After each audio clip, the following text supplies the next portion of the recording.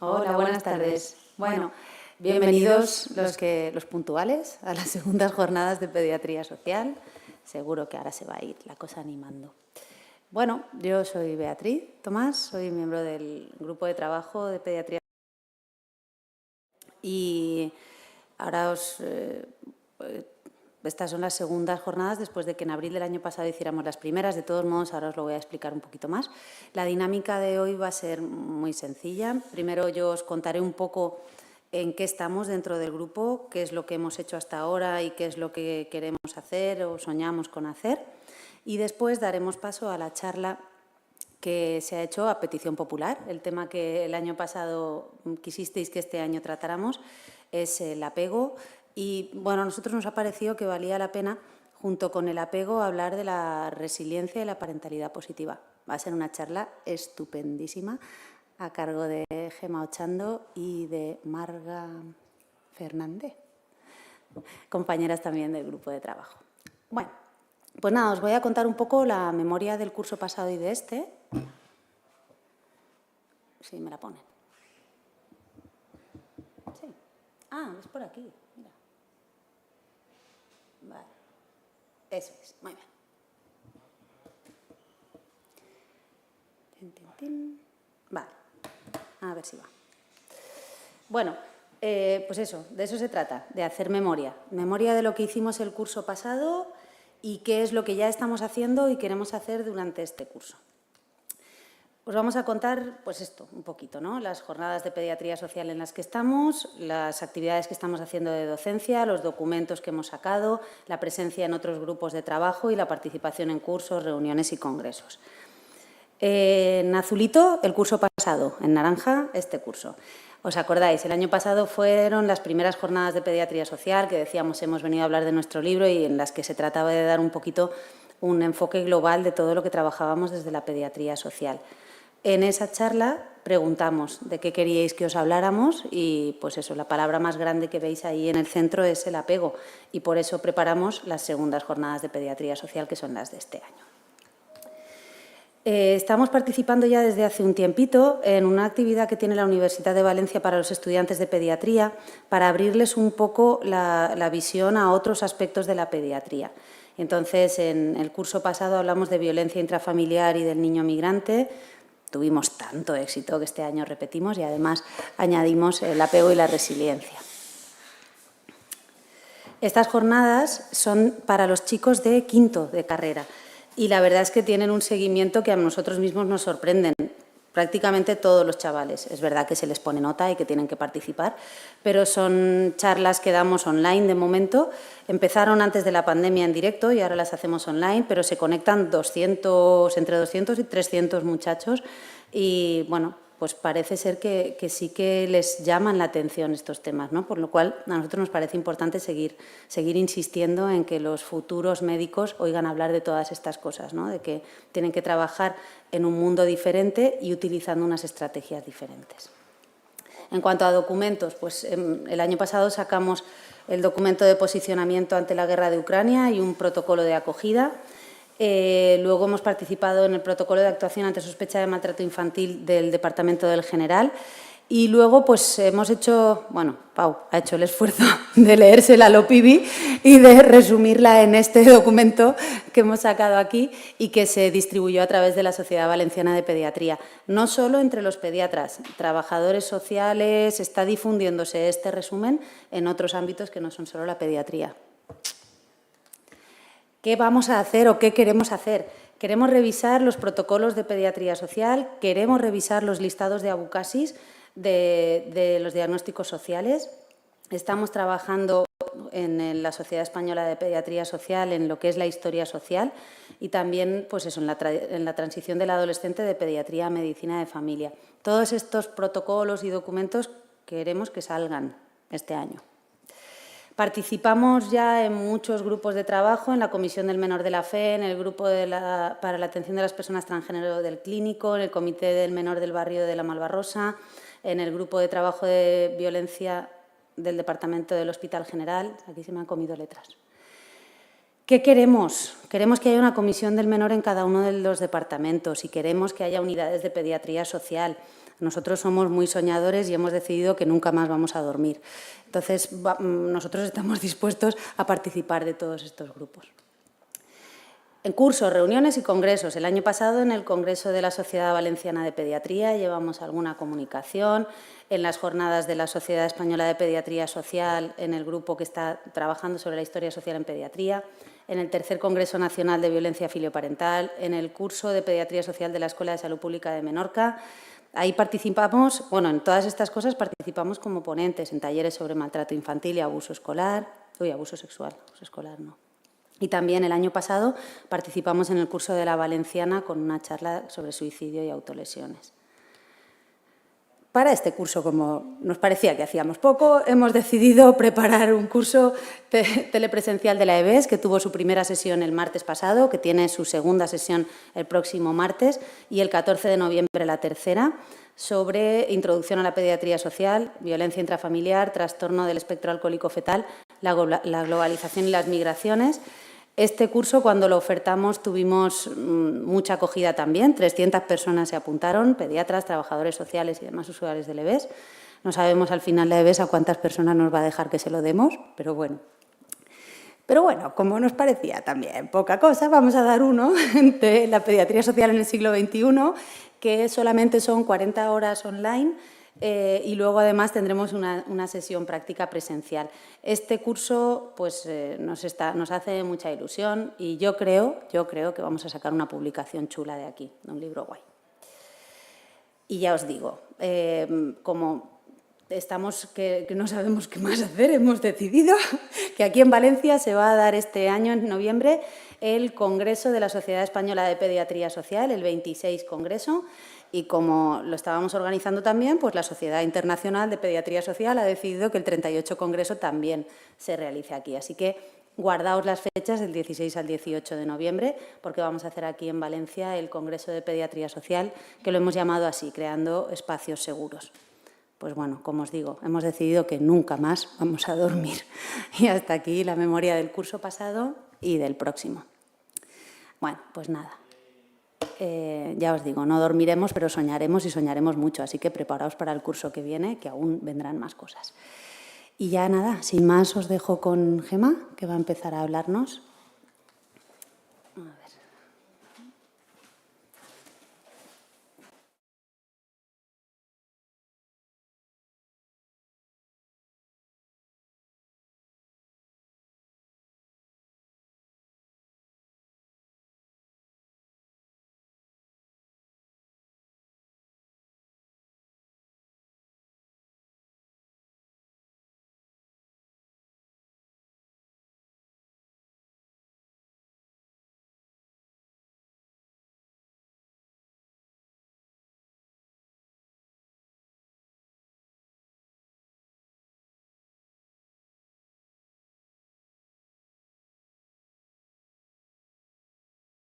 Añadir algo sobre el trauma infantil, porque a veces cuando pensamos en el apego, pues imaginamos ese niño que ha estado pues, adoptado o que ha estado en una institución o con alguna situación así muy traumática, pero la verdad es que el trauma infantil no tiene nivel social ni tiene nivel económico y puede estar en todas partes, ¿no? Con lo cual, pues los trastornos de apego es ese gran desconocido, ¿no?, que decíamos el otro día, y muchas veces pues, pasa muy desapercibido con motivo, ¿eh? Y lo vamos a ver también porque a lo largo de esta tarde.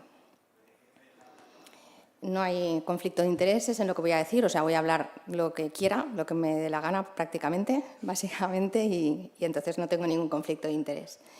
Y empezar, pues centrar el tema, pues esa definición del vínculo, que es ese lazo afectivo que emerge entre dos personas y que genera ese marco de confianza en el otro y en la vida, en un contexto de comunicación y desarrollo. Muy bien, esa es la definición del vínculo, pero lo que hace el vínculo es dar esa seguridad personal y emocional que te procura, es lo que permite al niño poder explorar, salir fuera, no solamente en la relación con las personas cercanas, sino con el mundo exterior, pero también construir su propia identidad y progresar. Os voy a poner un vídeo que es muy llamativo, a mí me impactó cuando lo...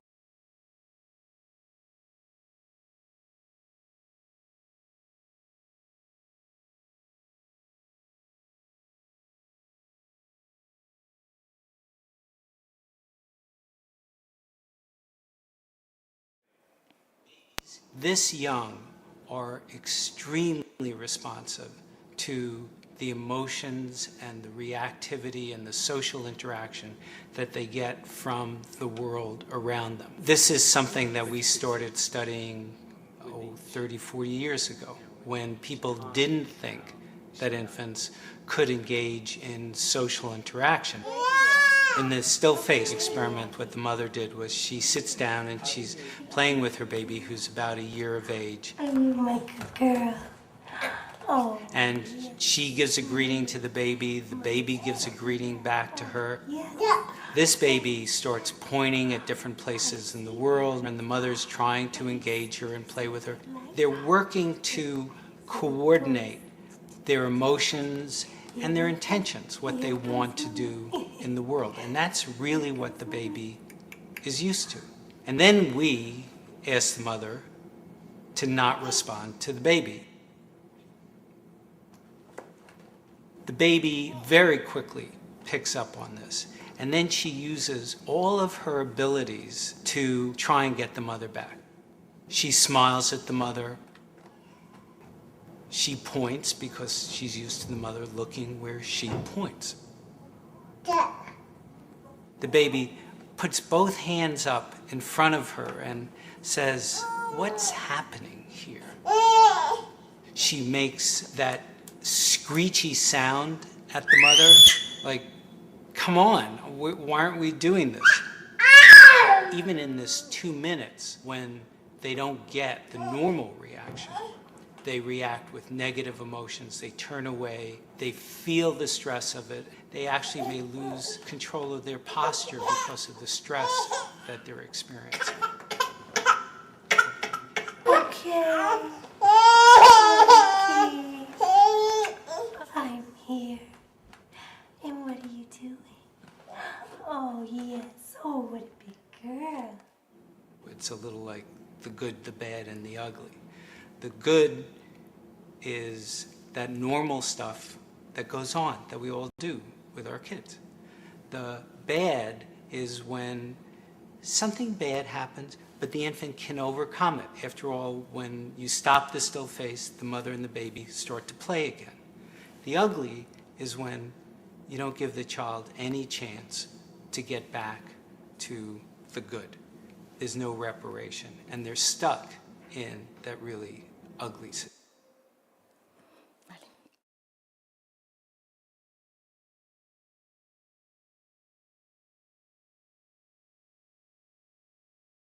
Eso es lo que define el apego, ¿no? Esa relación de seguridad que te da, y a lo largo de la tarde vamos a ir intentando explicar el por qué pasa esto, ¿no? Por qué el niño no es capaz de autorregularse y necesita la presencia de un adulto de confianza que le transmite esa seguridad.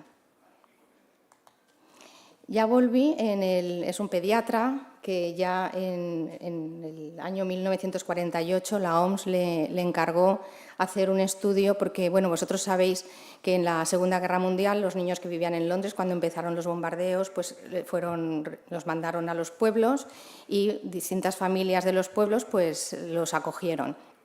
Pero luego, cuando terminó la guerra y volvieron, encontraron que esos niños pues no estaban bien. Se habían salvado de algún peligro inminente, pero no estaban bien. Y le encargaron también hacer un estudio en los niños en orfanatos, en niños huérfanos que habían quedado tras la guerra, y él describía esto: la formación de una relación cálida entre el niño y la madre es crucial, pero no solamente para lo emocional, sino para la supervivencia. Veían que es que morían los niños que no tenían ese apego. Y además para el desarrollo saludable del menor, tanto como es la provisión de comida, cuidado infantil, estimulación y disciplina, ¿no? O sea, lo ponía a la escala de la alimentación. ese apego y esa calidad afectiva. Y posteriormente Ainsworth es quien distinguió entre los dos tipos de apego, el apego seguro y el apego inseguro. El apego seguro es ese niño que tú pones en una habitación y entonces dices a la madre que salga, el niño se pone nervioso y ahora pues el vídeo que hemos visto. Cuando llega la madre, el niño se tranquiliza, pasa en 1 o 2 minutos y ya interactúa con la madre. Ese es un apego seguro. El apego inseguro lo distinguió en 2 tipos, el inseguro evitativo y el inseguro ambivalente. El seguro evitativo sería ese niño que al volver la madre está como enfadado y no quiere, no permite que la madre vuelva a interaccionar con él, porque está como enfadado, ¿no?, con la madre. Y estos niños pueden ser muy sociables con extraños, ¿no?, porque se van con cualquiera, no han generado ese vínculo seguro con la madre, principalmente, pero bueno, con la figura de apego. Si veis que en el dibujo inicial hemos puesto un nombre, porque también muchas veces se asocia como que el apego es de la madre y, bueno, pues afortunadamente el apego se puede hacer con cualquier persona, independientemente de su género. Y el apego definió también el apego ambivalente, ¿no?, que era ese, o resistente, que era ese que en algunos momentos estaba como enfadado, pero incluso podía agredir a la madre, o sea, se acercaba, rechazaba y bueno. Y después el desorganizado se describió un poco más tarde porque era una mezcla de ambos y era ese que es caótico, no se sabe bien un poco qué va a pasar y es el que más se asocia a psicopatología del adulto. Pero afortunadamente también es el menos frecuente. ¿Y por qué es importante el apego o el vínculo? Pues por eso, porque el niño que se vincula con el adulto es capaz de confiar en los demás, confiar en los compañeros, confiar en los profesores, confiar en los amigos, confiar en la pareja, es decir, es algo transgeneracional y a lo largo de toda tu vida. Además, te ayuda a regular las emociones. Veíamos en el vídeo ese niño que se ponía nervioso, pero en cuanto la madre lo mira, lo calma, con su mirada, con su forma de hablar, con su serenidad, pues hace como de su cerebro exterior, ¿no?, y entonces lo calma, se calma el niño. También porque favorece la sociabilidad. El niño que sabe relacionarse con el adulto y confía en el otro, pues va a ser un niño más sociable, que no va a tener miedo a los desconocidos, que va a confiar en ellos. Además, eso le ayuda a adquirir seguridad. Y la seguridad es que es importante en cualquier aprendizaje, no solamente en el aprendizaje emocional o el social, sino también en el académico, por ejemplo, o en tu vida cotidiana. ¿Cuántas veces decimos, no, es que yo quiero que mis hijos sean unas personas seguras? Como si eso fuera que, mira, le pongo una etiqueta, o sea, una cosa fácil. Es que eso se genera, pero se genera desde el minuto 1, incluso antes, ¿no? Pero bueno, y también ayudarle a construir esa identidad, porque si el niño sabe y puede, el otro es como un espejo, y si confía en el otro va a saber hacer un buen autoconcepto, porque va a recibir una buena información. Entonces es que el vínculo es el núcleo, ¿no? Tener un vínculo seguro es que es el núcleo de la persona.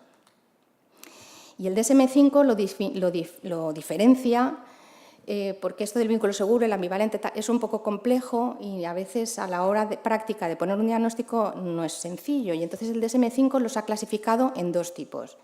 El trastorno de apego reactivo, que es ese niño que no busca consuelo, que no se deja consolar, que no busca al adulto cuando tiene un problema y tiene ese problema en la relación social y emocional y tiene siempre que haber habido un patrón de cuidados insuficientes. Claro, en un niño que ha estado en un orfanato eso lo tenemos claro, pero es que a veces esa negligencia o carencia social, cambios frecuentes en cuidadores primarios, evidentemente en la institucionalización, pero a veces estas otras cosas también ocurren en población general. Y bueno, pues el factor C tiene que ser responsable, los síntomas tienen que aparecer antes de los 5 años y el niño por lo menos tiene que tener más de 9 meses para tú poder poner ese diagnóstico. Y el segundo es el trastorno de relación social desinhibida, que es ese niño que se va con cualquiera, que no ve un extraño y se iría con él a comer, a vivir o a lo que sea. En adoptados muchas veces se ve y muchos padres me comentan, es que vamos a una reunión de amigos y estamos comiendo con sus hijos, tal, y claro, como nos ve que estamos como muy afectivos entre nosotros, pues se le sienta encima de las o a horcajadas, es una niña ya de 12 años, pues se le sienta al señor encima, entonces el señor se violenta porque, claro, entonces, pero no lo hacen, ¿no? Se van con cualquiera y no tienen esa connotación de lo que está pasando. Tiene que también tener este patrón de cuidados insuficientes y lo mismo, la edad de desarrollo es por encima de los 9 meses. Y los síntomas no necesariamente se tienen que haber notado antes de los 5 años como era en el anterior, sino que pueden ser a lo largo de todo el desarrollo.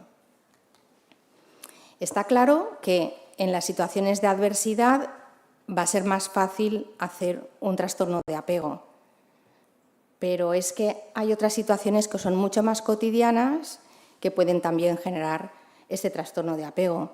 Pues cuántos padres están con el móvil, el niño que le dice algo y sí, pero no lo has escuchado. O niños que también son difíciles. Hay niños que son muy difíciles, que hacen muy difícil la crianza a los padres. Y los padres en estos casos pues necesitan una habilidad especial para poder manejar a este niño y puede conducir también situaciones de rechazo de una parte a otra. Pero fijaos, el otro día habéis visto todos, y luego si vais a casa y lo queréis ver y os fijáis, porque me llamó a mí la atención, habéis visto todos estos días la imagen de la Dana, una mamá que va con el carrito que quiere atravesar una calle, ¿verdad? Y entonces, ¿lo habéis visto todos? Entonces el niño, claro, el agua, cuando llega la corriente, el agua se lo lanza al carro, se le vuelca y menos mal que había un señor ahí, coge al vuelo al niño. ¿Y la madre qué hace? Pues la madre va por el zapato. Al niño se le ha caído el zapato y sale corriendo y deja al niño ahí. Y cuando vuelve, ¿qué hace? Coge al niño, fijaos, coge al niño, lo coge así, lo sienta sin mirarlo, no hay contacto visual con el niño, no lo calma, no le dice, ¿qué te ha pasado, cariño? No pasa nada, todo está bien, no le dice nada, o sea, no emite ni una palabra. Pero es que el niño, si os fijáis, o sea, esto dices, vale, yo si fuera su pediatra diría, esto voy a vigilarlo, porque a mí me parece una negligencia y me está oliendo a que no sé, primero cruzar ahí a lo loco, pero luego el tipo de contacto, ¿no? Pero es que el niño está habituado a eso, porque el niño se queda quieto, o sea, el niño lo coge el señor, lo deja en el suelo, el niño hace así con la pierna, como quitarse el agua y se queda así, inmutable, como si no hubiera pasado nada. Cuando llega la madre, lo sienta la madre, y el niño no dice ni mu, o sea, no se acoge a la madre, no la busca, no le lanza los brazos.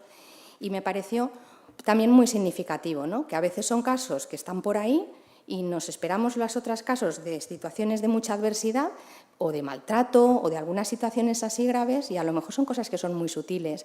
Y claro, el pediatra es que ve una foto de un rato que está el niño, el pediatra tampoco puede saber qué es lo que pasa, ¿no? Fuera de la casa. Y la sociedad también calla también muchas veces. Entonces, a veces es muy difícil pillar estas situaciones, no para nada, sino también para buscar un remedio. Fijaos aquí esta gráfica súper importante. Esta gráfica muestra los periodos de sensibilidad en los años de la infancia y es como una ventana, ¿no? Primero tenemos mucha sensibilidad a lo largo de toda la vida, los 5 o los 6 años, pues al aprendizaje de los números, de los símbolos, del lenguaje, de las relaciones sociales con los compañeros. Pero fijaos el control emocional que está en rosa. Es que a los 3 años cae en picado, a partir entre los 2 y los 3 años cae en picado. El niño que no ha conseguido un control emocional por debajo de los 2-3 años va a ser más difícil que lo adquiera después. ¿Vale? Entonces es súper importante esos primeros años de vida. Y fijaos también si es importante, aquí este cuadro que yo pongo en los trastornos por espectro alcohólico fetal, vemos en las barras azules es la zona más sensible en el desarrollo y vemos que, por ejemplo, el que está el primero es el sistema nervioso central, pues ya desde la semana 3, 4, 5, 6 de la gestación ya está abierto ahí para aprender. Hay otras cosas que también, y vemos que abajo las anormalidades mayores estructurales se producen en estas primeras 7 semanas de vida. Después son más funcionales. Por ejemplo, aquí el consumo de alcohol pues es que afecta antes de saber que estás embarazada y puedes estar consumiendo, por ejemplo, ¿vale? O sea, la importancia que tiene el desarrollo neurológico ya en el embrión. Sabemos que el desarrollo del sistema nervioso tiene un inicio temprano, que ya en las primeras semanas de la gestación se desarrolla como hemos visto. Y hay unos procesos de proliferación masiva que conocemos como plasticidad neuronal y otros de destrucción selectiva, que es la poda neuronal. Esto es como los árboles, es decir, tú tienes un árbol y va creciendo, creciendo, creciendo, creciendo, creciendo, y llega un momento que suele ser en torno a los 10, 11, 12 años, que ha crecido mucho y se produce una poda. Entonces se produce una poda para que salgan nuevas conexiones neuronales, ¿no? Esto el cerebro lo hace porque si no sería una maraña ahí y entonces tiene que seleccionar. El cerebro funciona que es use it o lose it, o lo usas o lo pierdes. Todo lo que nuestro cerebro ha aprendido, si no lo sigues gastando, pues lo pierdes. Yo siempre digo, desde que tenemos el smartphone, yo no memorizo ni un número de teléfono y seguramente mi hipocampo está peor que estaba hace unos años, que yo me sabía cuando era niña el teléfono de mi tía, el de mis primas, el de mi abuela, el del pueblo, el de tal, y me lo sabía todos de memoria. Y ahora no soy capaz de memorizarlo, ¿no? ¿Por qué? Porque mi cerebro ha hecho una poda neuronal, ha dicho, esto no hace falta, pues a otra cosa mariposa. ¿Vale? Entonces, por eso es importante, tenemos esa segunda ventana que ahora vamos a ver, que es de vulnerabilidad, pero también, y me estoy adelantando a la siguiente, pero también de posibilidad de mejora. Además, el desarrollo del sistema nervioso es que es muy prolongado. La función ejecutiva termina su desarrollo, que es la zona prefrontal, del córtex prefrontal, a los 25 años. En algunas personas un poco más tarde, pero en general a los 25 años. ¿Esto qué pasa? Que aumenta la posibilidad de daño. Cuanto más vulnerable, más abierto está ese periodo, más vulnerable, pero también da posibilidad de reparación. Que antes pensamos, bueno, pues esto te pasa, la neurona se muere y chimpún. Pues no, se ha visto que hay esa plasticidad y que es en unos periodos ventana.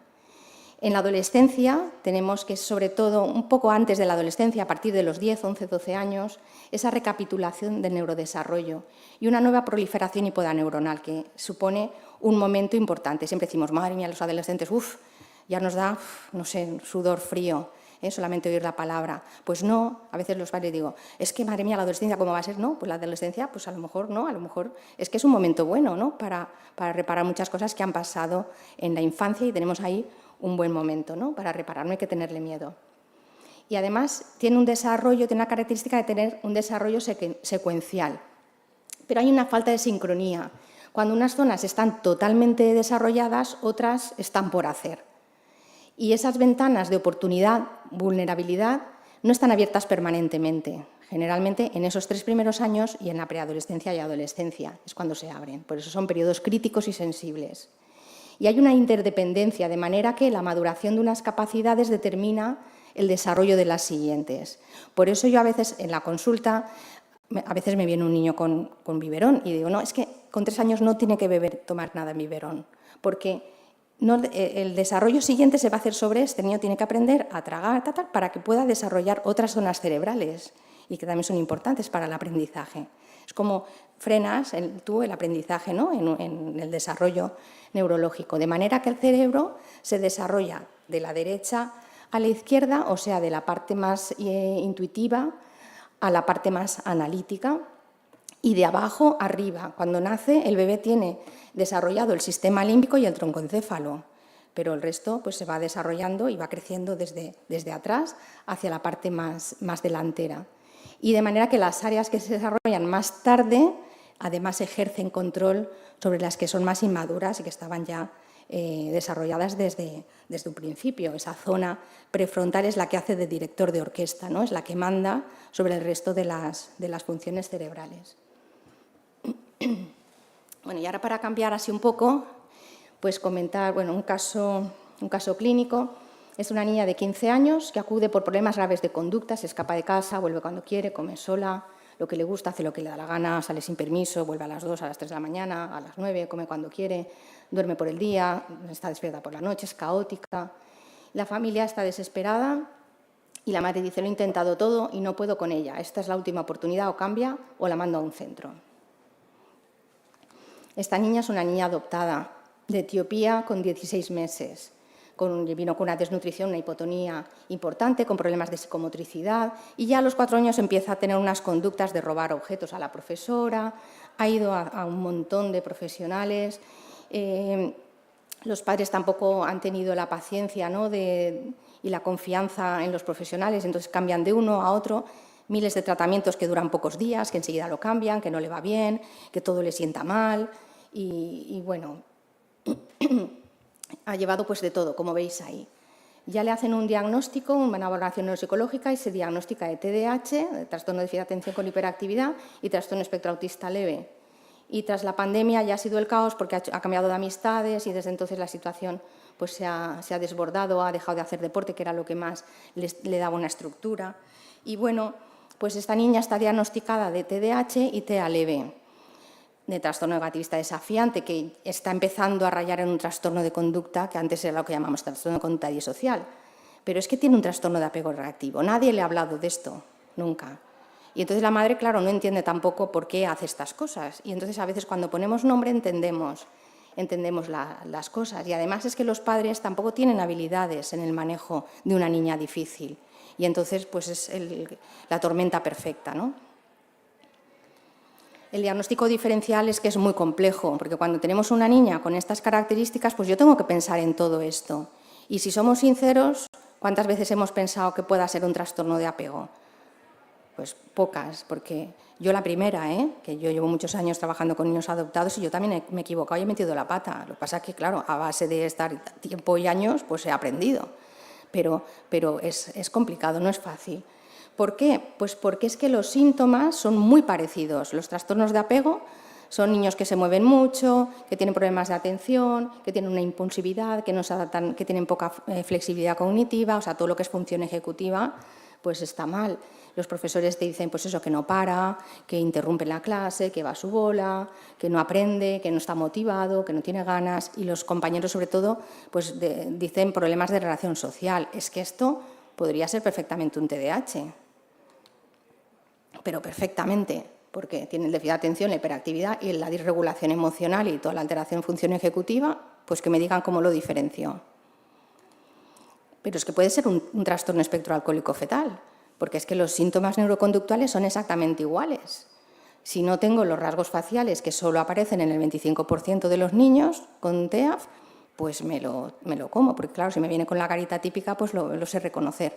Pero es que el 75% no tiene ningún rasgo físico, con lo cual, pues a veces el diagnóstico pues es también muy complicado. Y con los trastornos de conducta, ¿cómo puedo diferenciar esos problemas de relación, esos problemas de que roba, de que se escapa, de un trastorno de conducta y pensar que es un trastorno de apego? Y luego ya no me cuentáis con toda la patología sindrómica que como cualquier persona puede tener, hay muchas patologías en las que tienen síntomas neuroconductuales, pues bien hiperactividad, problemas de comportamiento, de impulsividad, de irritabilidad.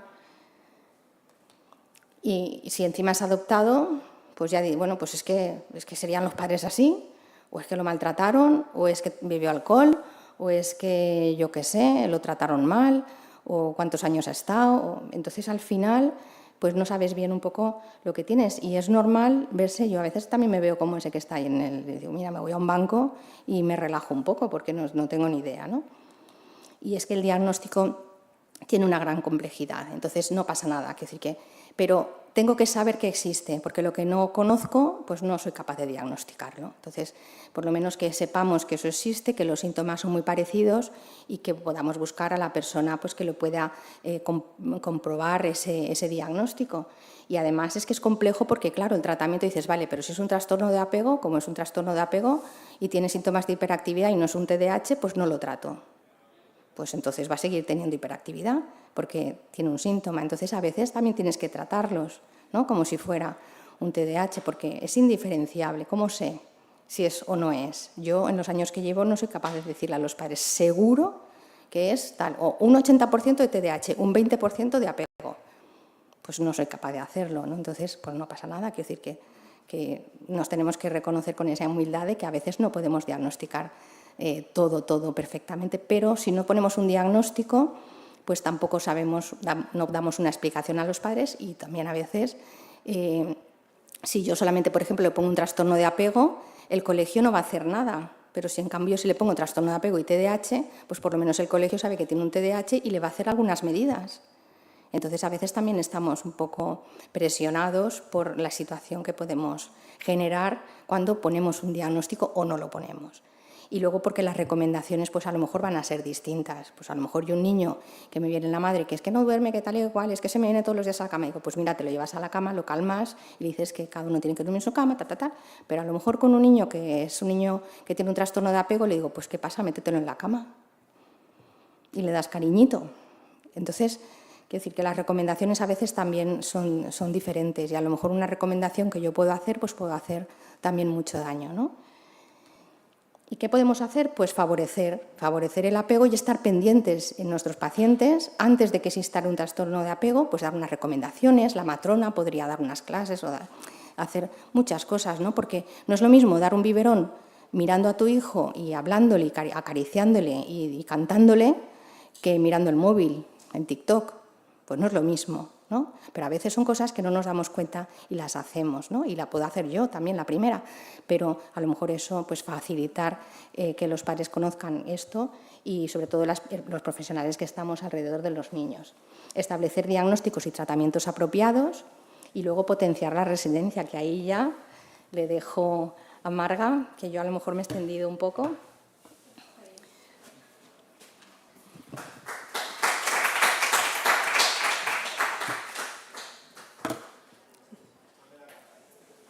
Bueno, yo soy Marga, también pertenezco al grupo de trabajo de pediatría social y con esta presentación lo que queríamos un poco es aterrizar el concepto de resiliencia que tenemos todos en el imaginario colectivo y plasmarlo y darle una práctica al día a día y llevarlo a nuestro terreno.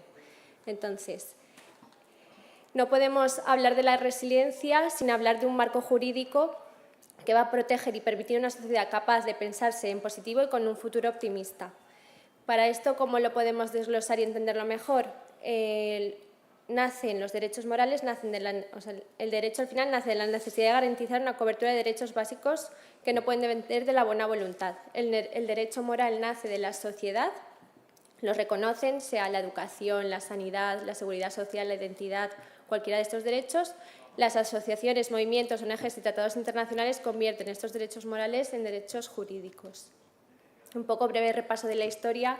Después de la Primera Guerra Mundial se hace la Declaración de Ginebra, que es la primera que se reconoce que el niño es el primero en ser atendido en zonas catastróficas y de calamidad, que el niño tiene derecho a ser alimentado y los discapacitados a cuidados especiales. También habla de algunos otros que luego en el 59 con la ONU se especifican y ya son los 10 famosos de la identidad, la nacionalidad, la seguridad social, la sanidad, todos estos derechos y que son los primeros en ser socorridos y van a ser contemplados por debajo de los 18 años. ¿Qué ocurre del 59 al 89? Que hay una brecha entre el derecho moral y el jurídico. Incluso hoy en día también pasa con las niñas de Irán que las envenenaron en las escuelas. Esa brecha entre moral y jurídico es lo que se intenta con los tratados internacionales para los países firmantes, son los que van a hacer que eso sea una fuerza de ley y que esté por encima de sus propios marcos jurídicos. Tenemos excepciones como Estados Unidos y Somalia, que ellos siempre su soberanía nacional va a estar por encima de los tratados internacionales, pero la mayoría sí que los tiene como aceptados. Y esto nos surge una nueva problemática. ¿De qué sirve tener estos derechos si no existen unos niños y niñas que no podrán hacer uso de los mismos porque están traumatizados o no tienen las suficientes herramientas como para poder hacer uso de esos derechos? Por ello, la resiliencia y los derechos de niños y niñas van de la mano, se interpelan, se corrigen y se apoyan mutuamente. Para educadoras, a psicólogas, a pediatras, a las profesoras, a todo el mundo, nos preocupa cómo estos niños van a poder hacer frente a los conflictos que inherentemente a la vida van a tener, van a elegir sus objetivos y van a poder aplicar sus conocimientos sin derrumbarse. Pero aquí tenemos otro problema ético. Si damos mucho peso a los derechos de los niños, va a haber una sobreprotección que tampoco va a favorecer una autonomía. Y si lo que hacemos es hacerle mucha resiliencia como si fuera una educación estricta y dura, eso tampoco va a favorecer, van a estar inseguros y no van a ejercer un vínculo adecuado. Entonces, también hay que contemplar que tanto en época escolar, preadolescencia, adolescencia, diversidad funcional, etnia, religión, van a tener unas distintas capacidades, obligaciones que sean congruentes, y luego que no hay que olvidar también que el niño tiene derecho al error y no hay que victimizar ni culpabilizarlos todo el rato. Y en esta balanza es donde nos vamos a mover para intentar hacerlo mejor en la sociedad. Entonces, ¿qué es la resiliencia? La resiliencia surge de la necesidad de explicar los mecanismos psicopatológicos por lo que algunos niños y niñas sí consiguen salir reforzados de esas situaciones violentas que han vivido y otros niños que no. En los dibujos vemos pues, niños que han representado situaciones de guerra, o en el de más a la derecha es de un maltrato de género en el domicilio, el que se dibuja más grande es el padre.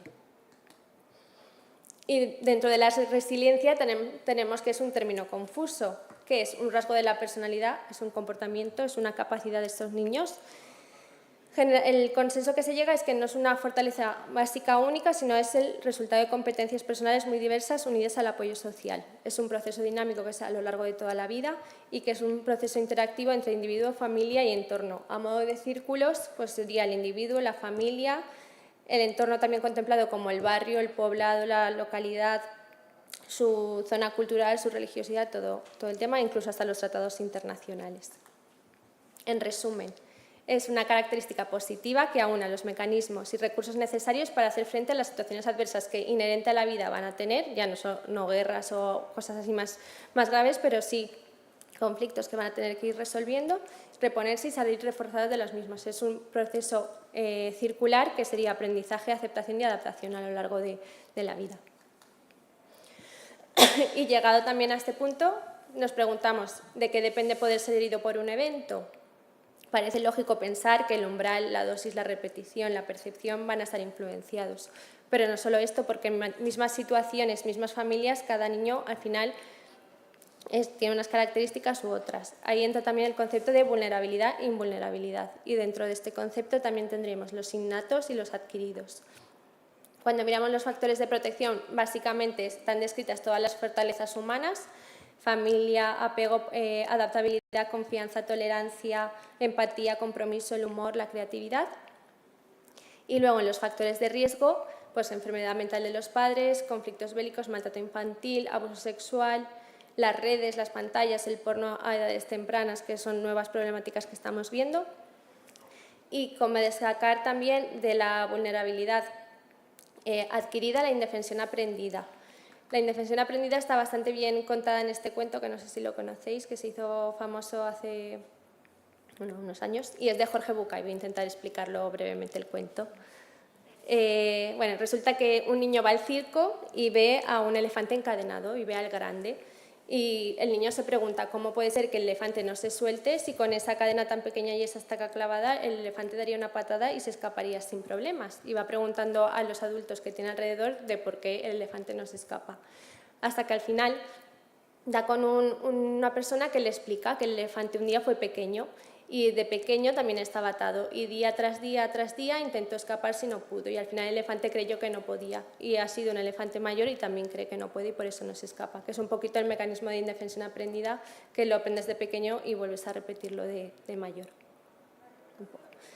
Y luego de la vulnerabilidad innata, los estudios genéticos relacionados, que hay muchos cambios y están en ello y son teorías algunos y otros más probados, sobre todo son de los ganglios de la base y del sistema límbico, amígdala, hipocampo, que esos, según los neurotransmisores que vayan a predominar, pues tienen una vulnerabilidad u otra, que es lo que se dice de un cerebro feliz o un cerebro infeliz, que hay niños que siempre se van a mantener más felices y niños que con las mismas situaciones enseguida se van a reponer y van a salir. Y Einstein también habla de los introvertidos extrovertidos con el umbral de que buscan ellos mismos emociones, o neuroticismo o no neuroticismo, que también cambiaría cómo perciben los niños, que luego desarrollarían somatizaciones, hipocondrías, fobias, obsesiones y trastornos de conducta alimentaria.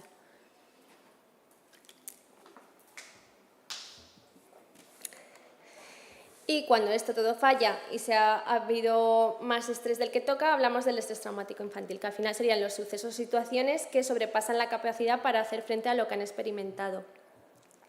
Depende de muchas variables, las más predominantes que se repiten en la literatura científica son el entorno familiar social, que es la parentalidad positiva, que luego la veremos. La gravedad del evento, no es lo mismo un divorcio, una mudanza, un cambio de colegio, que es una guerra, un abuso o algún otro tipo de maltrato.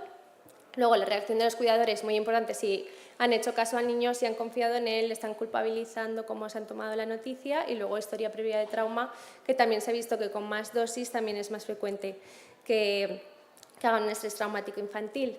La sintomatología a corto plazo sería insomnio, pesadillas, trastorno de conducta puntual, cosas muy llamativas en el niño de forma aguda, también cortejo vegetativo, y a largo plazo también se ha visto con trastorno de abuso de drogas, también se han visto con trastornos de conducta alimentaria, trastornos de conducta y también más a largo plazo alteraciones en el sistema cardiovascular con más eventos de ictus y de cardiopatías y de disminución de la esperanza de vida.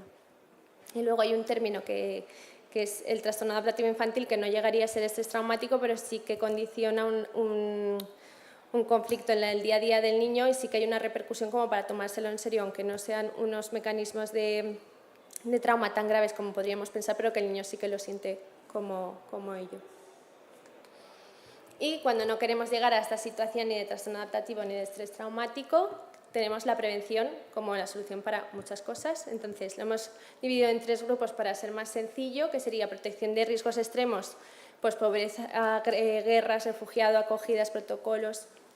Luego la general, que sería retirada de tutelas, programa para padres o proyectos ecológicos. Y luego, como la gran novedad, pues la reducción de la vulnerabilidad que hablábamos, que sobre todo es el apego y la parentalidad positiva. Y aquí hablamos del otro concepto importante de la charla, que es la parentalidad positiva. La parentalidad positiva se construye en confrontación del modelo de autoridad parental y de la obediencia rígida a la que estaríamos acostumbrados como modelo de padre autoritario, y que vela por el interés superior del niño y un desarrollo en positivo.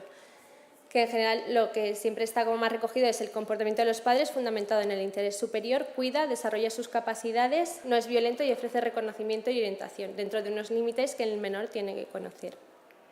Y la buena noticia es que la parentalidad positiva se apoya en 3 patas, que es las capacidades parentales, necesidades del menor y contexto psicosocial. Y en todas estas patas podemos actuar y mejorar las situaciones para conseguir una resiliencia en el niño y que pueda conseguir que todos esos eventos del día a día los perciba con menor sufrimiento.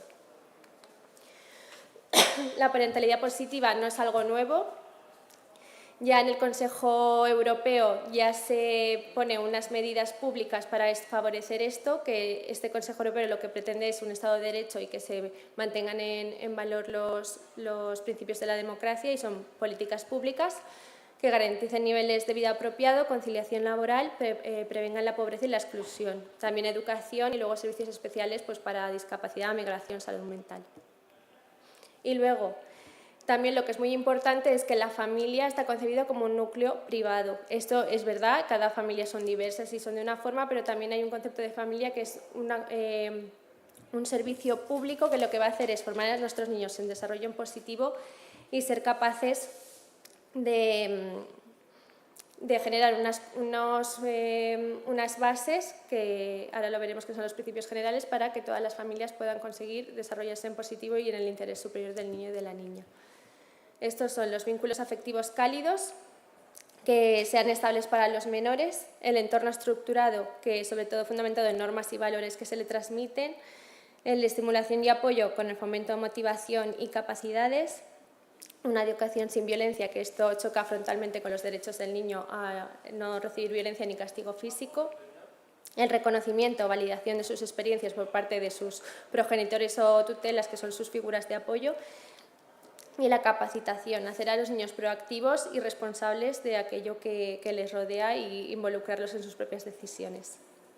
También es muy importante lo que se habla en los últimos tratados, que sí que es verdad que hay unas familias tipo monomarental o de violencia de género, discapacidades, migración, pero que todas las familias son merecedoras de todos estos servicios y que todas necesitarían un refuerzo a los padres para una parentalidad positiva.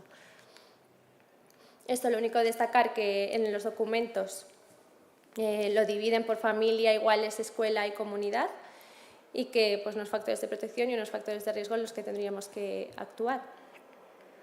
también habla que ya este es de 2013 o 2014 y ya habla de los barrios masificados y sin identidad, que también sería un factor de riesgo para no construir una parentalidad positiva. Modelos de construir la resiliencia hay muchos. Hay muchos autores que están investigando, educadores, psicólogos, pero bueno, sobre todo se repite más potenciar individualidades y talento, aceptar el error, normalizar la diferencia, evitar prejuicios, el papel del niño en la sociedad y cómo de importante es para sus iguales y para su barrio, evitar el intento de control y sobre todo no desvalidar a los niños, a sus quejas o a lo que ellos perciben y que te están preguntando o están demandando. La casita de Van Stendhal, la verdad es que es bastante chula porque es muy intuitiva de cómo se podría construir la resiliencia en los niños. Partiría del piso, la alimentación y cuidados básicos. En las columnas tendrían las familias, el apoyo social, las escuelas, la red de apoyo de amigos. Y luego tendríamos en el primer piso la coherencia, no solo por qué pasan las cosas, sino para qué y qué podemos sacar de todas las situaciones a las que nos enfrentamos. Luego en el segundo piso tendríamos 4 habitaciones, que sería la autoestima, competencias, aptitud y humor. Y luego en la buhardilla la apertura a nuevas situaciones y no rechazo el cambio o transmitir a los niños que el cambio es constante y que no hay que percibir un sufrimiento en ellos, sino que hay que seguir buscando las herramientas.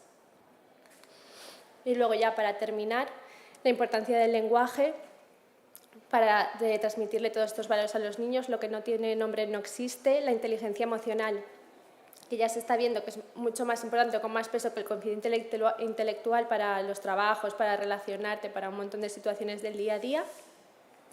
El lenguaje en positivo, encontrar las palabras, identificar las emociones en uno mismo y en los demás. Las emociones no son buenas ni malas, sino que nos están aportando y que nos están diciendo. La capacidad del niño de autorregularse y al final lo que buscamos es ese menor sufrimiento en las situaciones del día a día. Recordar que el sí tiende puentes y el no cierra puertas, y la capacidad de contar historias alegres para los niños que al final juegan, hablan y cuentan historias es súper importante. Muchas gracias y hacia una cultura de la infancia.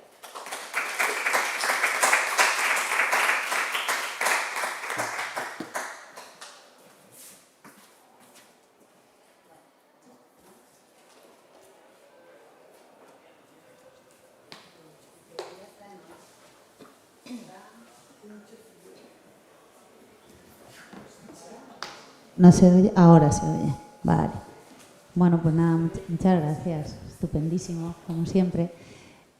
Pues abrimos ahora el turno de preguntas, tanto aquí en directo como desde el chat. Así que animaos todos. Mira, parece que ya se van. Ah, Clara Fernández nos aplaude mucho desde el chat. Pero bueno, pues como hasta 4 aplausos. ¿Alguno tenéis por aquí? ¿Alguna pregunta?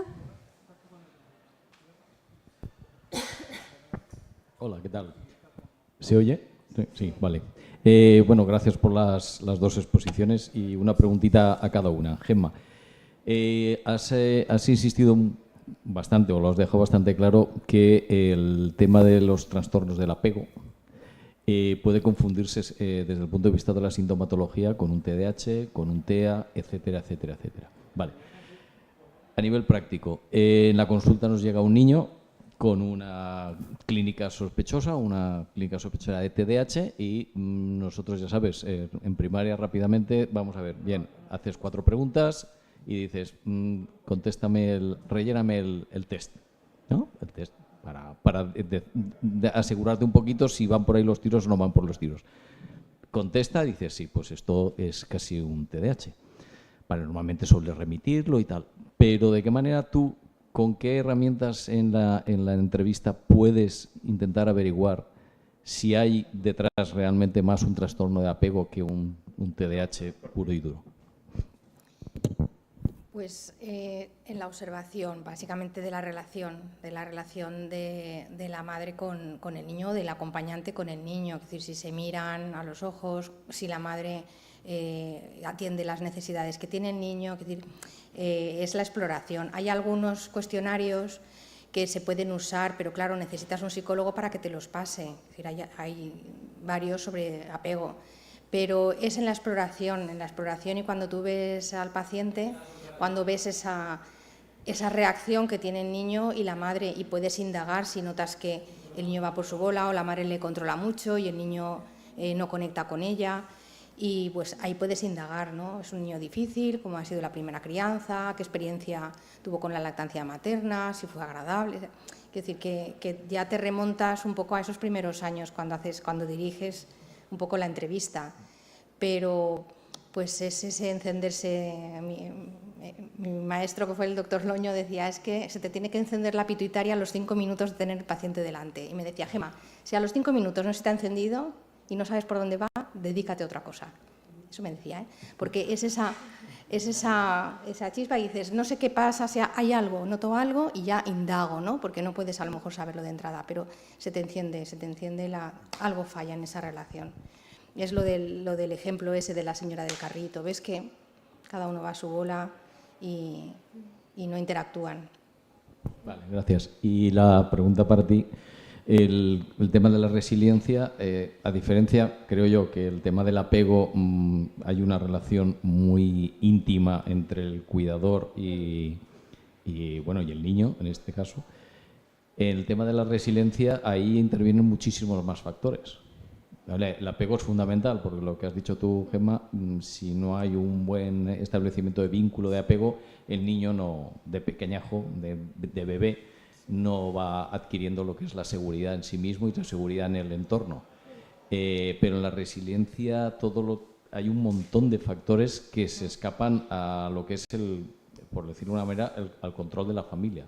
O sea, la familia puede controlar determinadas cosas, pero hay muchas otras que se le escapan a su control. Entonces, eso... Claro, es que partiendo de que muchas familias y muchos padres y madres no son resilientes, tampoco van a enseñárselo a sus hijos. Y por mucho que le digan, sé valiente, sé fuerte, estudia y saldrás bien, pero el padre a la mínima está desproticando, insultando, es violento, o la madre enseguida está...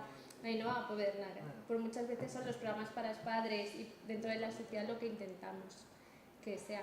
Pero es verdad que es una herramienta que ahora mismo es como que está en auge, pero realmente ponerla en práctica es un proceso dinámico de muchos años y que realmente es pues poner la bombillita de... ¿Ahora? Que realmente es un proceso, o sea, es un trabajo de los padres, de vale, ahora estoy triste, ahora estoy enfadado, ahora estoy alegre, ¿qué me está pasando? Verbalizarlo, ponerle nombre a las emociones, enseñárselo a los hijos. Es verdad, es que al final, por mucho que intentemos, por eso decimos que la familia al final es donde van a socializar, donde va a ser recíproco, donde aparte del cariño, del apego, también van a ver como ahora estoy alegre, ahora estoy cantando, una madre que siempre esté triste, que siempre esté enfadada, un padre. Es que eso es complejo, pero es que eso es el camino y es donde hay que incidir.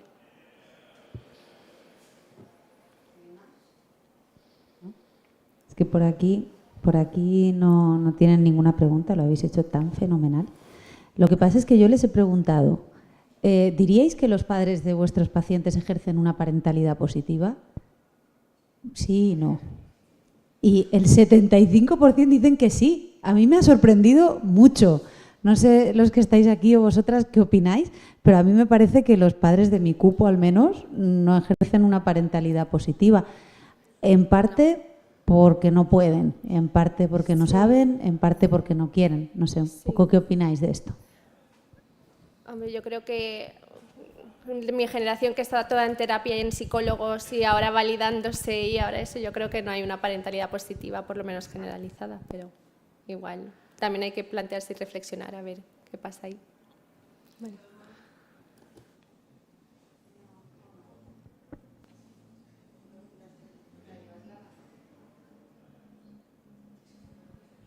Yo, sí. Que digo que de todos modos no está mal el porcentaje, porque esos que te llaman la atención son el 25% y son bastantes. Quiero decir que el 25% no tienen una parentalidad positiva y son los que luego te ves en la consulta. Los que no, los que es posible que el porcentaje sea algo así, a lo mejor. Creía que el 75% de los padres. Yo quería hacer una pregunta a Gemma, porque esto del apego y los vínculos es una cosa que en primaria los ves pues desde que vienen con recién nacidos y los vas viendo, ¿no? Y hay veces, hoy mismo he visto una madre que digo, ¿cuándo se lo digo? ¿Cuándo le digo, este vínculo no es bueno? tiene ahí un miedo madre-hijo, un apego ansioso y invalidante, que digo, va a empezar a dar problemas. Ya tiene 2 años. Entonces, no sé en qué momento del día ni del momento, porque siempre llevan angustiados a la consulta, se puede empezar a decir una madre, creo que estaría mejor que hicieras esto en vez de aquello, ¿no? ¿Qué consejo me darías? Porque no sé a veces cuándo Sí, es hacerlo. que es complicado porque además tenéis muy poco tiempo. Entonces, aparte del tiempo, te lo suelen llevar además porque tiene mocos, porque tiene tal, porque tiene cual. Y entonces, claro, es mucho más fácil en una consulta como un tipo mío, que ya vienen porque tienen un problema emocional, entonces enseguida a los 3 minutos están cantando, es decir, que es como un confesionario, que enseguida te cuentan las cosas y enseguida, porque es diferente, es un entorno diferente. Entonces, a nivel de pediatra es complicado porque ni tienes ese tiempo ni a veces, pues eso, preguntar las cosas.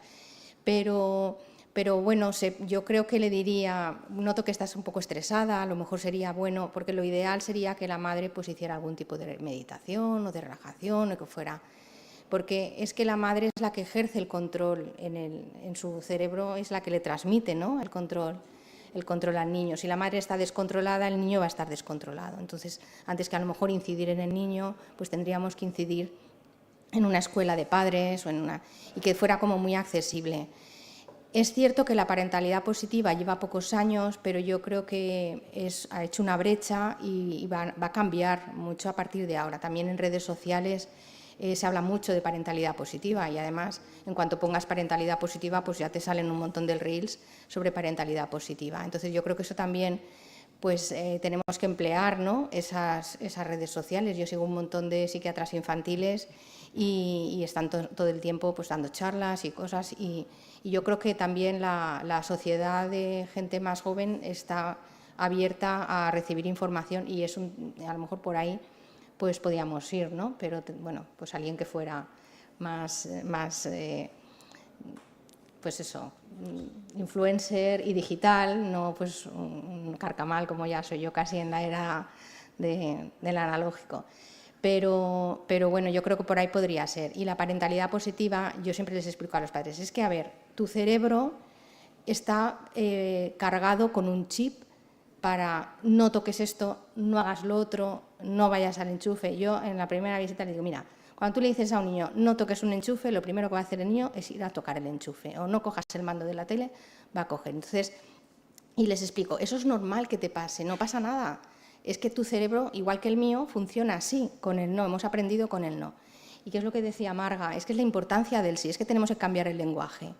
Y cambia todo cuando tú le dices, de hecho la parentalidad positiva, hay centros que lo tratan con videofeedback y entonces hacen interferencia, ponen al niño, a la madre y está jugando, le dicen, mira, pues juego con tal, y lo graban y luego lo visionan y entonces dicen, pues mira, y le enseñan luego a la madre, en el minuto tal, has visto que el niño te ha pedido tal cosa y tú le has contestado fenomenal porque le has dicho tal, has sonreído, le has mirado la cara. Y se dieron cuenta que cuando le decían, esto lo has hecho mal porque fíjate, aquí no les has hecho ni caso, el niño te está pidiendo una cosa y tú le das otra, no solucionaban nada, no mejoraban los niños. Y vieron que cuando te fijabas en las cosas que hacían bien y se lo hacías patente a los padres y se lo enseñaban, los padres lo replicaban más veces, ¿no? Y eso es la parentalidad positiva. Es decir, en lugar de decir al niño no grites, le dices habla bajito, que te escucho mejor, que me gusta más. O si te da un abrazo fuerte, pues a ver, vamos a jugar al abrazo del oso y ahora al abrazo suavecito. Pues mira, a mí me gusta el que es intermedio. Quiero decir que la parentalidad positiva es más sencillo de lo que parece siempre que cambiemos el no por el sí.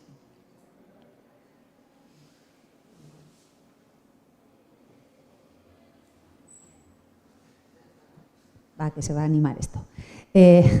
Paqui desde el chat nos dice que a veces las estrategias grupales funcionan.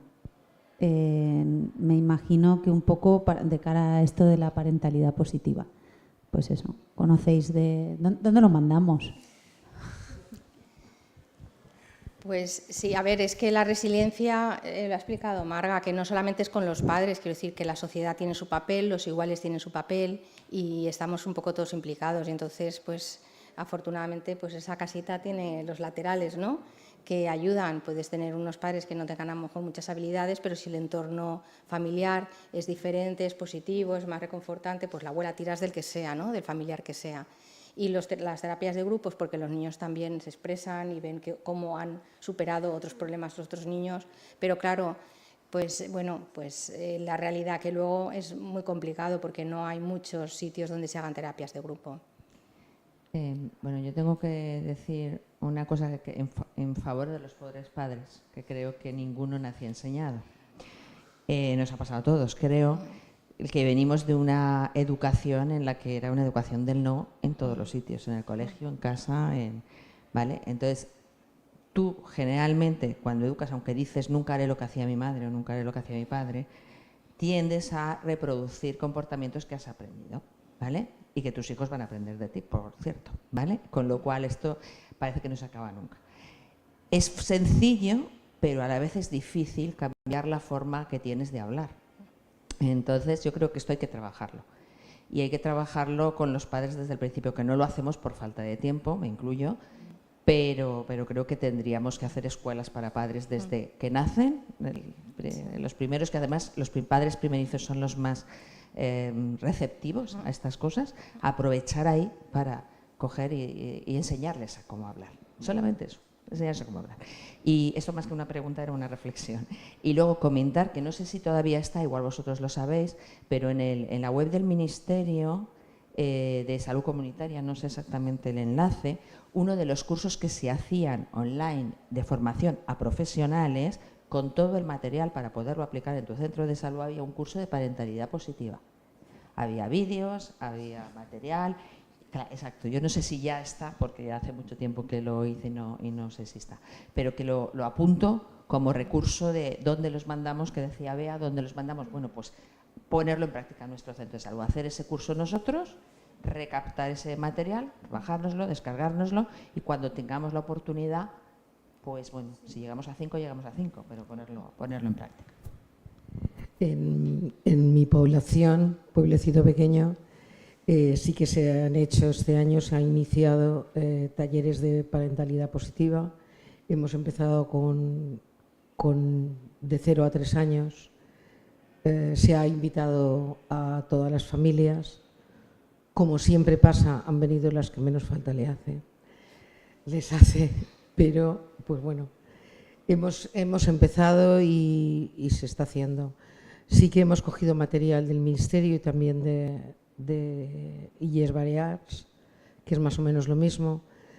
Hay cositas que cambiar, pero bueno, es un buen material para hacer, porque es un curso de hace muchos años.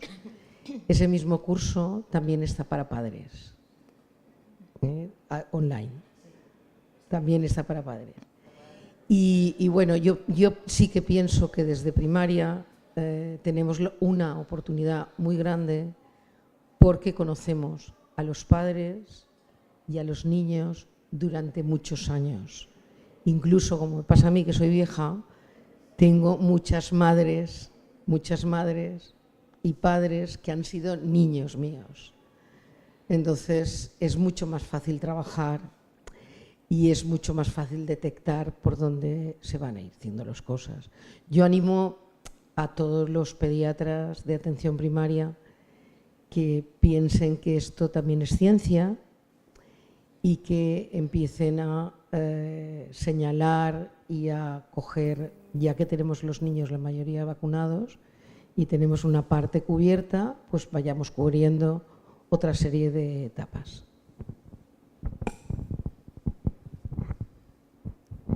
Bueno, y como yo siempre hablo de mi libro, en los diferentes modelos de crianza de las diferentes culturas, que ahora los tenemos a todos aquí, ¿cómo juega todo esto? Porque ¿cómo juega el apego en una madre subsahariana que los crían como los crían?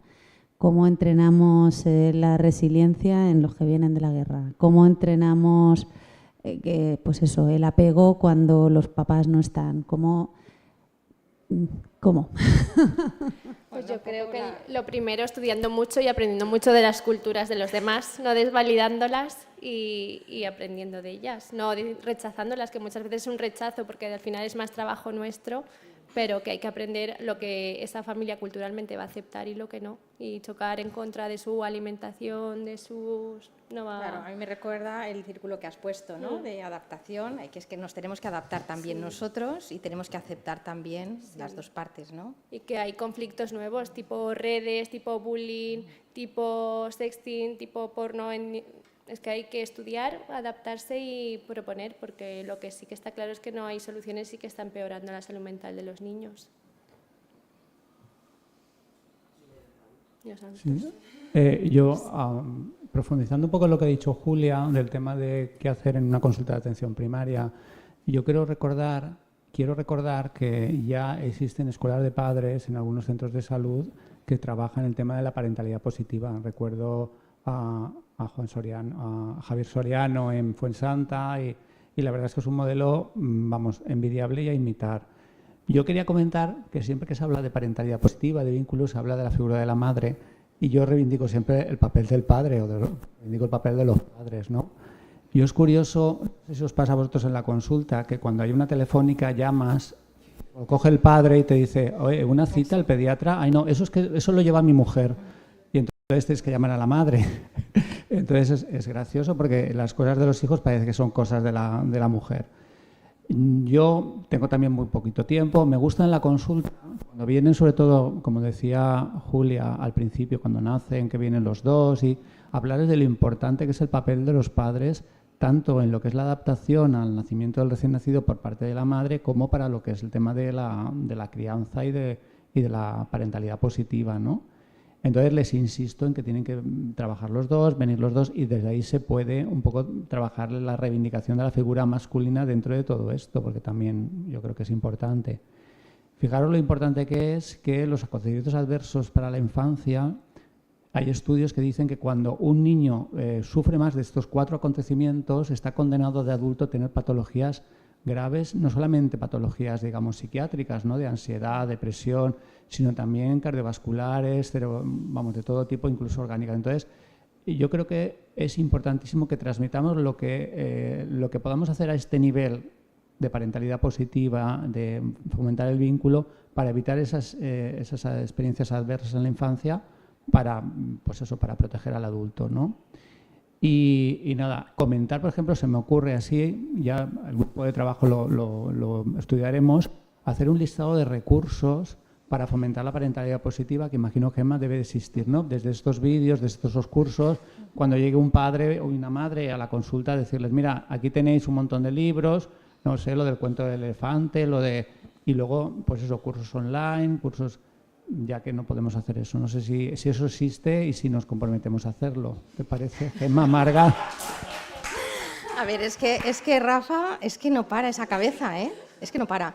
O sea, no has terminado una cosa y ya estás pensando en la siguiente. Pero bueno, si te cojo el capote y estaría muy interesante.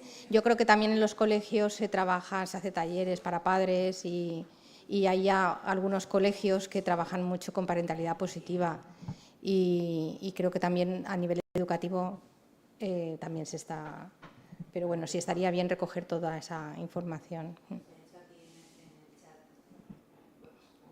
En el chat, Paqui, ya sabéis lo activa que siempre, dice eso, que habría que promocionar grupos de apoyo a la crianza para fomentar la parentalidad positiva y que no perdamos de vista eso, que a nivel escolar las AMPAs o ANCAMPAS o como se llamen, porque cada vez le ponen más siglas, pueden también promocionar charlas y actividades, un poco volviendo a retomar la importancia de trabajar en conjunto, pediatras, colegios, servicios sociales, en fin, lo de siempre que hablamos.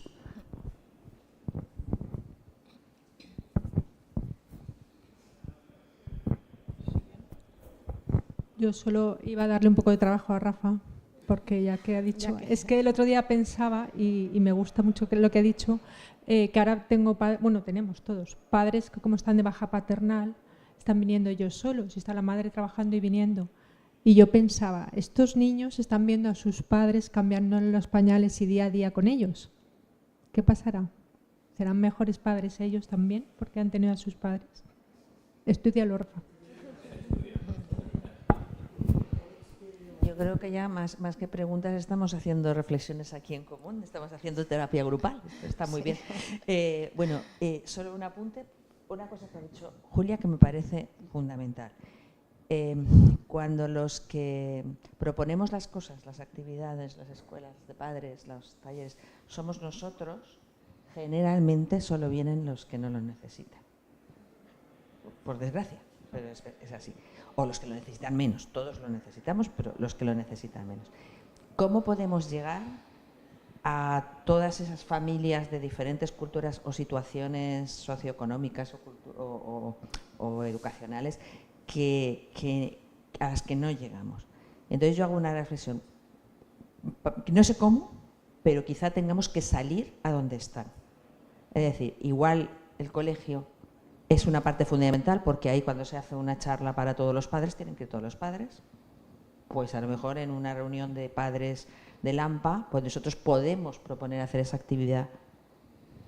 Se me ocurre, lo que pasa que pasa lo mismo, se está pasando por la no cabeza. van todos. Es decir, exacto, para llegar a familias, por lo menos meter la semillita, meterles en la idea en la cabeza y luego a lo mejor ellos mismos te piden más, pero poder llegar a más gente. Entonces, los colegios es un buen sitio, las asociaciones de pacientes es otro buen sitio, o de vecinos, o de el ayuntamiento, no sé, qué decir, pero a lo mejor tenemos que...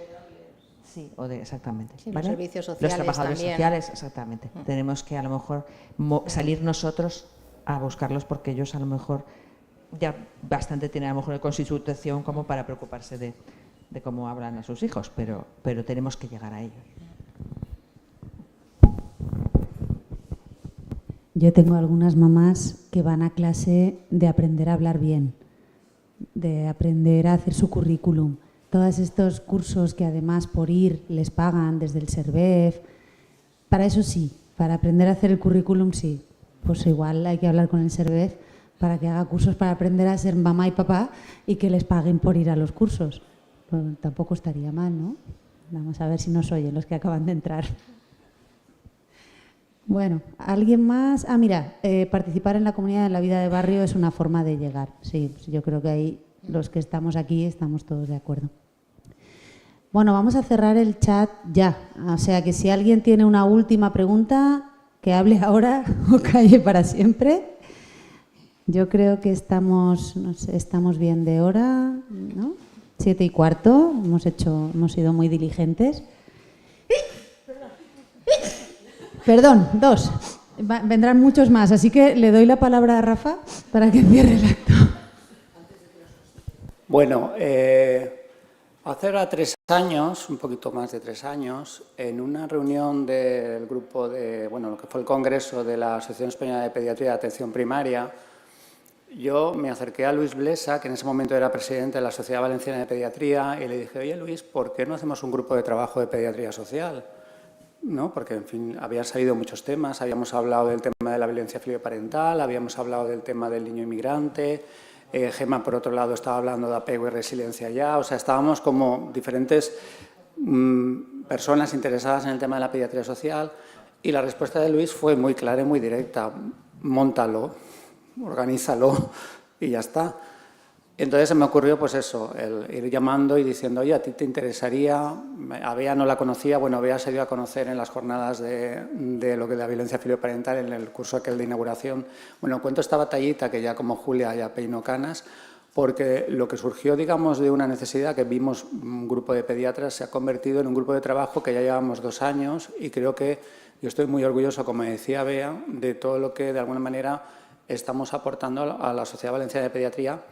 Pero vamos a aportar más caña. Mirar, yo no sé realmente, y cuando me voy a las reuniones de la Española, que yo creo que están en otro limbo, pero bueno, en fin y al cabo es el grupo de la Sociedad Española de Pediatría Social, ellos reivindican la figura de la unidad de pediatría social, ¿no? Hay de hecho una controversia entre ellos en si es consulta de pediatría social o unidad de pediatría social. Para mí sería unidad de pediatría social porque interactúan varios profesionales. Pero es que yo me cuestiono que tengan que existir las unidades de pediatría social. Yo me las cuestiono, ¿eh? Fijaros si llego a la reunión allá en Madrid con todos los hablando de las unidades de pediatría social, que hay que reivindicarlas, que hay que... Y yo llego y digo que no, que para mí no tienen que existir las unidades de pediatría social. Es decir, todo pediatra tiene que estar formado en pediatría social. Es decir, las cosas básicas, por ejemplo, de endocrino, de pues, un diabético, yo he visto a lo mejor cuando estaba de residente en la FE y porque te los soltaban allí en intensivos y tenías que apañarte como pudieras. Aquí en los problemas sociales estamos en la consulta del día a día. Por eso yo creo que todo pediatra debe estar formado en pediatría social. Y fijaros que lo que decía Bea antes, en el programa del grado de medicina, en la asignatura de pediatría, se tratan de todo el tocho de temas, que creo que son 40 o 50 temas, solo hay 2 de pediatría social. Uno es maltrato infantil y otro son los derechos de la infancia. Curioso que siempre que se habla de pediatría social se habla de maltrato y vamos a intentar darle la vuelta a la tortilla. Vamos a hablar del buen trato, de la resiliencia, de la parentalidad positiva, ¿no? Yo decía, ahora que estamos presentando lo de la violencia intrafamiliar, hablar de siempre negativo, nunca positivo, ¿no? Que eso es de mi época, ¿no? Pues hay que ser también positivo. Bueno, el caso es que me desvío. Creo que es importante reivindicar eso y eso empieza ahí, en los estudios de grado. El aumentar la presencia de la pediatría social, de los problemas de pediatría social, porque para mí no deberían existir las unidades de pediatría social y como se enteren los de la española, igual. Bueno, no, ahora les interesa porque tenemos el Congreso, entonces, bueno, deciros eso, que creo que es muy importante, como pediatras de atención primaria, nos olvidemos que además de gastroenteritis, catarros, broncoespasmos y demás, también hay problemas de pediatría social. Y fomentemos lo que estaban diciendo Gemma y Marga, a las cuales les felicito y les aplaudo y les doy las gracias por la preparación de los temas. No sé qué quiere decir Amalia. Ah, sí, voy a hablar de mi libro. Sí, no, es que sabéis que esto Si os fijáis, cuando he dicho, Bea, la batalla de ideas y de temas a tratar en las próximas sesiones, yo decía, cuando hemos llegado esta tarde, un poquito antes de -5 y tal, que éramos 2 o 3, yo decía, podemos hacer la reunión del equipo porque está el equipo y ya está. Decía que lo importante es hacer cosas, el que participe la gente y eso, bueno, luego queda grabado y a lo mejor alguien se aburre y le interesa ver la jornada y dice, uy, esto del apego, a ver esto qué es y tal. Entonces, yo estoy encantado que se hagan cosas, aunque luego, pues eso, la repercusión va a ser más grande de lo que hay. Os voy a hablar del Congreso de la Sociedad Española de Pediatría Social. En principio, es un congreso que se va a celebrar aquí en Valencia y tiene mucho que ver con la sesión de hoy, porque el lema es creando espacios seguros, ¿no? Creando espacios seguros se va a dividir en 3 jornadas, es del 16 al 18 de noviembre, jueves, viernes y sábado. El jueves es, digamos, la parte del congreso más gorda de la ISOP. La ISOP es la Infancia Society, bueno, la Sociedad Internacional de Pediatría Social y del Cuidado de la Infancia. Y la verdad es que os pasaremos el programa a través de la Valenciana, porque yo siempre digo que nosotros somos de la Sociedad Valenciana de Pediatría, o sea que yo voy por ahí con el logo además.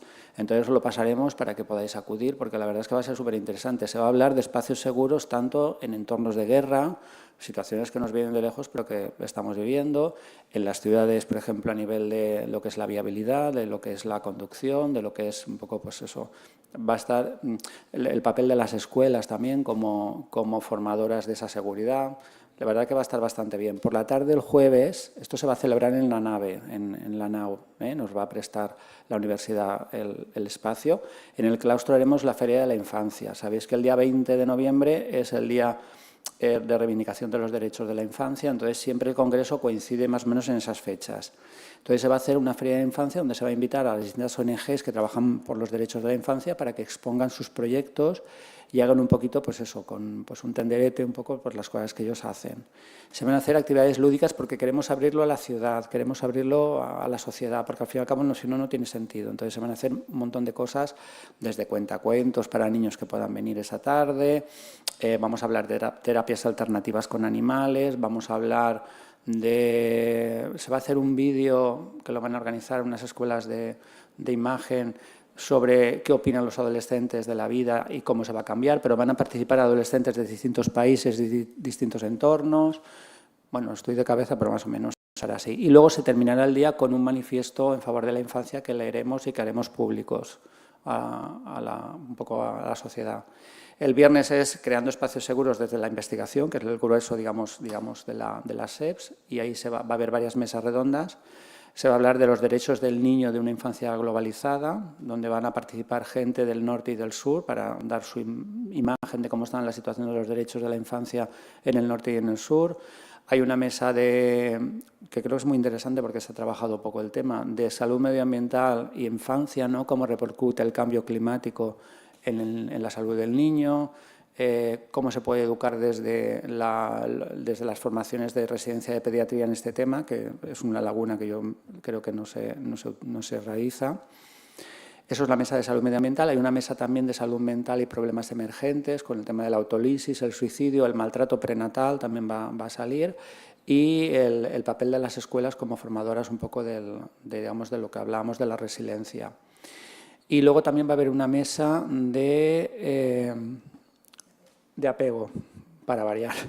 Vamos a hacer una mesa de apego que además va a moderar Gema sobre los trastornos de apego y un poco el tema de la resiliencia. Sí. Bueno, eso es lo que dice ella. Ella va a hablar, evidentemente, porque es la que va a coordinar la mesa. Pero son dos personas que... Sí, os pasaremos el programa porque lo estamos ultimando ya. Y luego por la tarde va a haber una especie de conferencia, taller, que es cuentoterapia, ¿no? Cómo utilizar el cuento en la terapia infantil, que lo va a dar una persona que viene de Murcia, y la verdad es súper interesante, ¿no? Cómo utilizar los cuentos para curar o para mejorar, digamos, el estado de salud de los niños. Nos parece una cosa bastante interesante que se llama el cuento de la pediatría social. Como veis, va todo de libros.